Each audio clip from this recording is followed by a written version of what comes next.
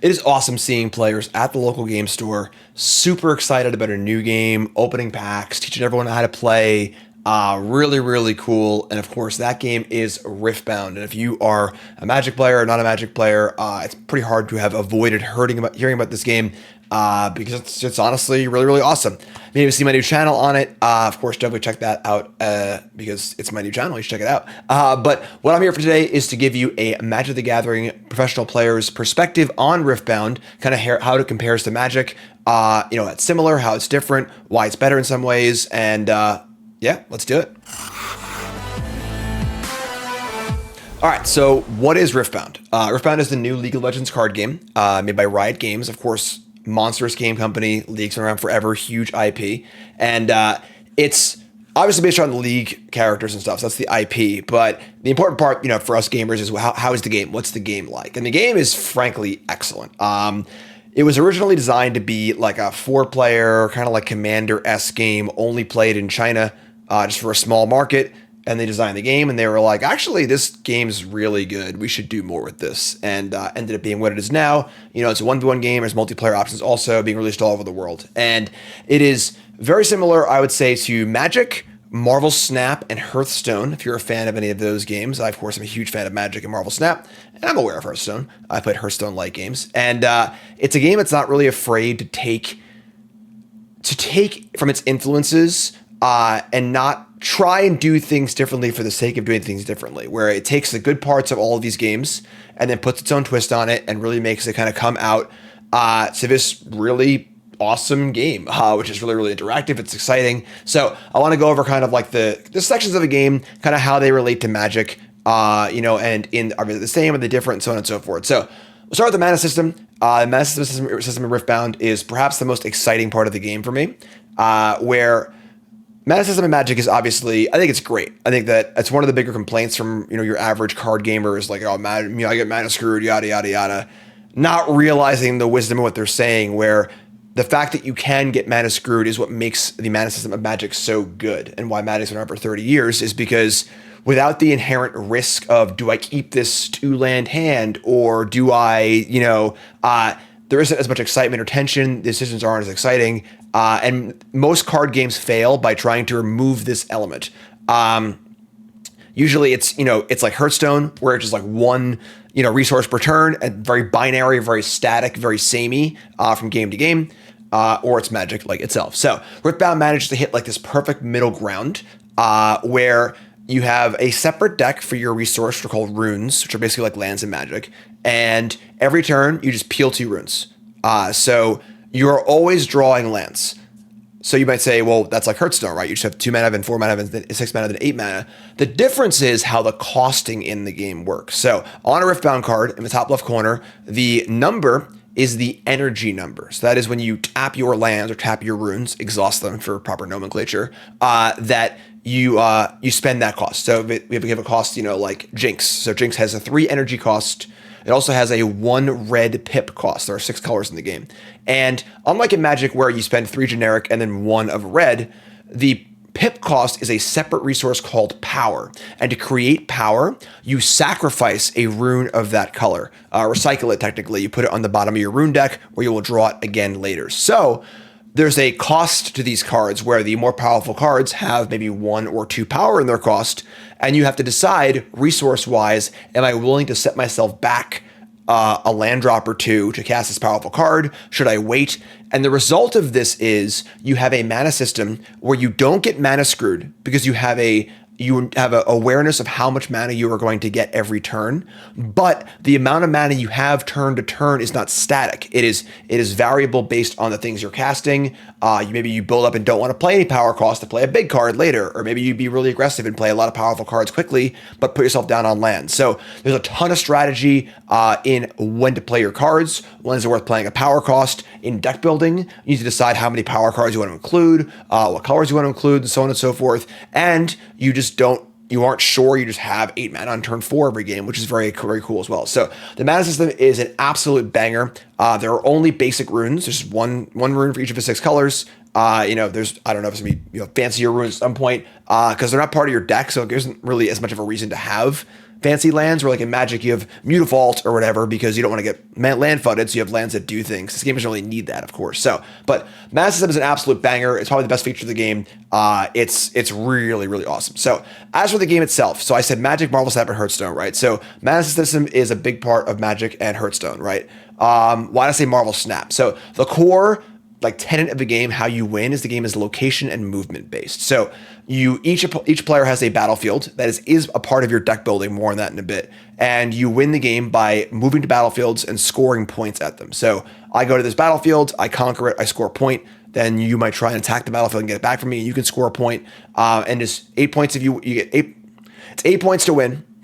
And it's more complicated than that. I'm not going to go into like the exact details. Go watch Profs Learn to Play video. But so combat is based on scoring locations. All combat happens at locations. You're not trying to kill your opponent directly. This is really cool in multiplayer because in a multiplayer game, every player is trying to win the game, not knock out players. So there's no like, oh no, don't attack me. I'm not the threat. Or you knock one player out, they just sit there for an hour, wait for the game to finish. So everyone plays to the end, and then each player is just trying to score. In a multiplayer game, there are 3 battlefields, not 2, but you get the idea. So really, really cool. Really, really cool. It's very combat based. It's very tempo based because of that.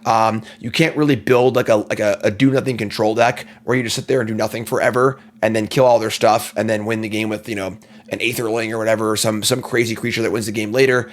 Because you can only score 2 points a turn, so you can't risk falling that far behind, and you can't really. It's just how the game works. The game has a certain rhythm and flow to it, which is really, really cool.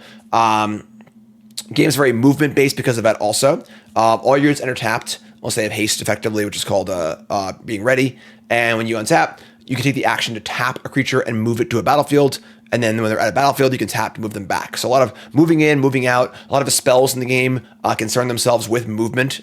So a spell like Charm, which looks very simple, which is 1 energy and 1 green power to move an enemy unit. It looks very, like in Magic terms, you're kind of like, that looks shitty. Like what? I want to give me a Sword Splash or something like that. But it basically is a Sword Splash Arrows, because if I have a 6 might unit at a location and you have a 5 might unit, I can move your unit into my base, start a fight, and then my unit kills it, which is really, really cool. So movement's a big deal in this game. The removal is also very interesting too, in that a lot of the removal spells in the game only target units at battlefields. So you have a certain amount of safety in your base, which is kind of cool. There's a really good rhythm of like back and forth in the game of moving things in, moving things out, where's it going, and that's cool. So you see a card here. I mentioned the might. So the top right corner is the might. There's no power and toughness in this game. There's just 1 number, which kind of simplifies things. And in combat, I have a 5 might, you have a 4 might, I win, obviously.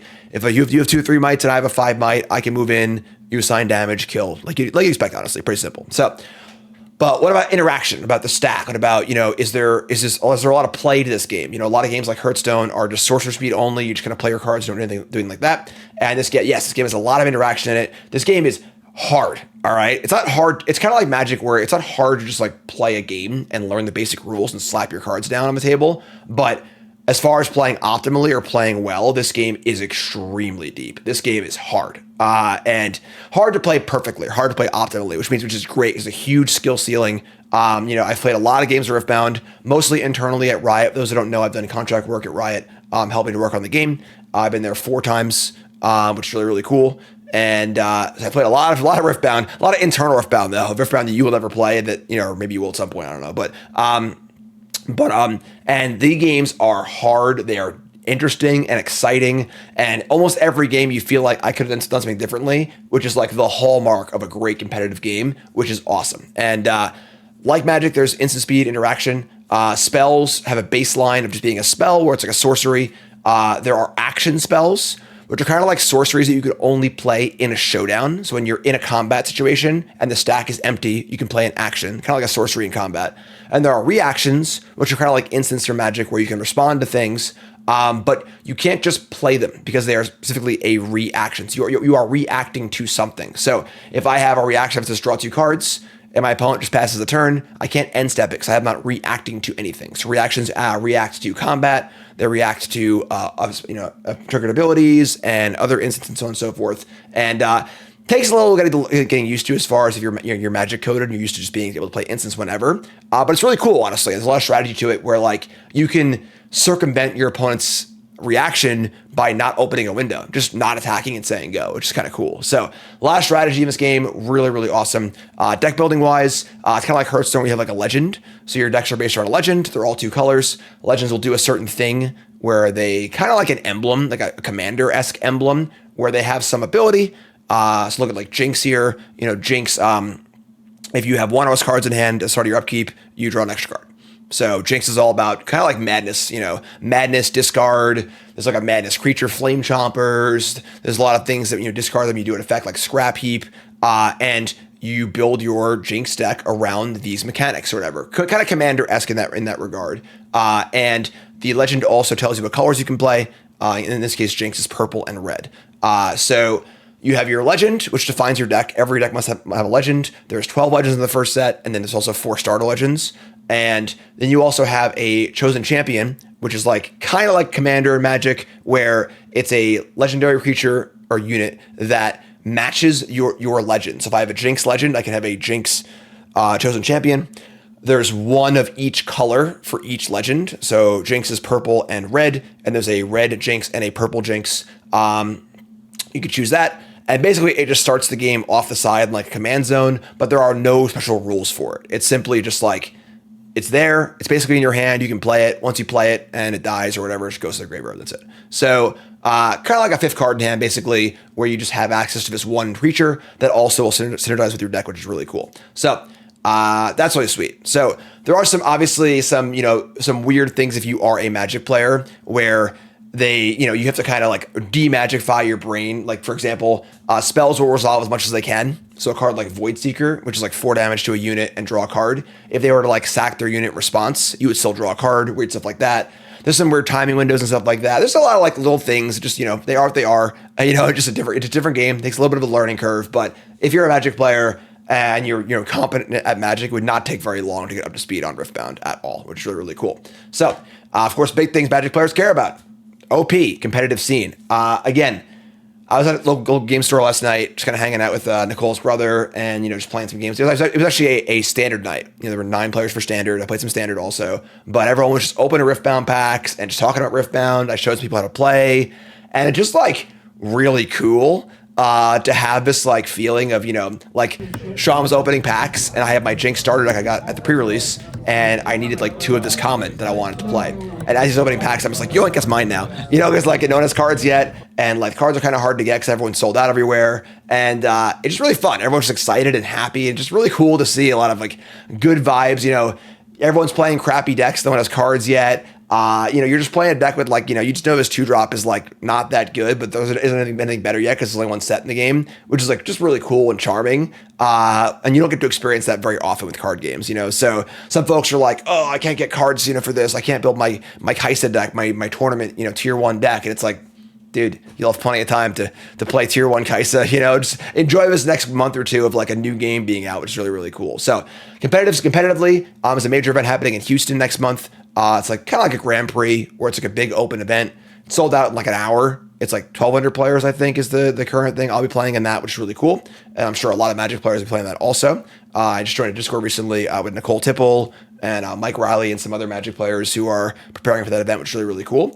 And they have big plans for competitive play, kind of like Pro Tour-esque events and so on, regionals, nationals, yada, yada, that kind of stuff. It's all not like, concrete or whatever. I think they mentioned that they were going to do, I don't know if that mentioned exactly, but yeah, so they're very, very serious about it. I can't discuss too much stuff internally at Riot from my time there. I obviously know a lot I can't talk about from NDA stuff, but I will say that they are very serious about this game.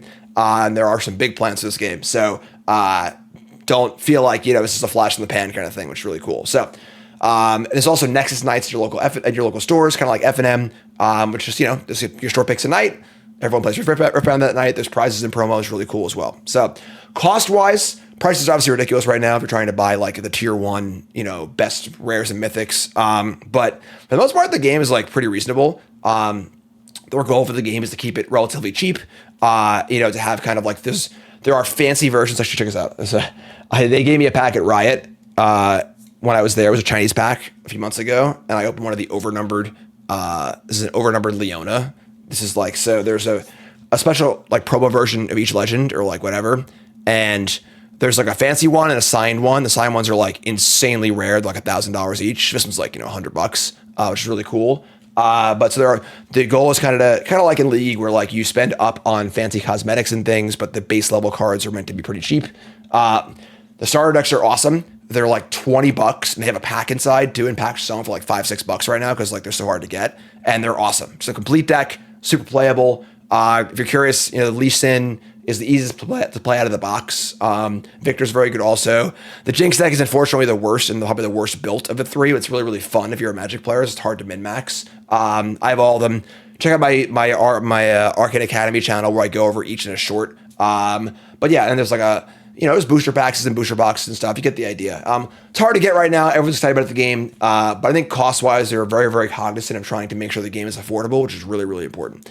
And yeah, I'm just stoked. I don't know. That's basically what I got. That's kind of the rundown. Leave questions in the comments, which I'll try to answer them. But I'm very excited about this game. I'm not stopping playing Magic. I'm still playing Magic. My channel's not going anywhere. I'm still a Magic player and a Magic content creator. But this game is really exciting. I'm very excited to play it. So check out Arcade Academy, my new channel. Give it a look. I'll be going over kind of a lot of the basic stuff on there, which is really, really cool. Thanks, Karin. Appreciate that. And yeah, it's great. Like, comment, subscribe. Check out that channel. I love you all. Let me know your questions. And thanks for watching.